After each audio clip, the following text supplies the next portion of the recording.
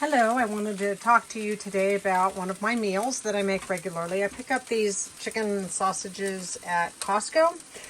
You get 2 of these, and since it's just me, I get 1.5 sausages per meal. So this will last me 4 meals, or the whole pack with the other layer will give me 8 meals.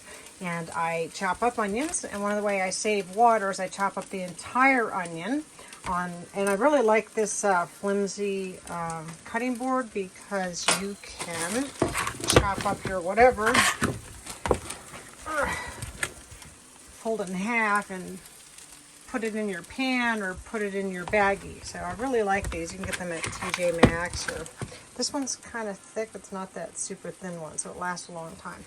All right, so got the sausage. We have that, some peppers, and put it in the ceramic pan. The ceramic pan is really easy to wipe out with a paper towel and then clean with minimal water.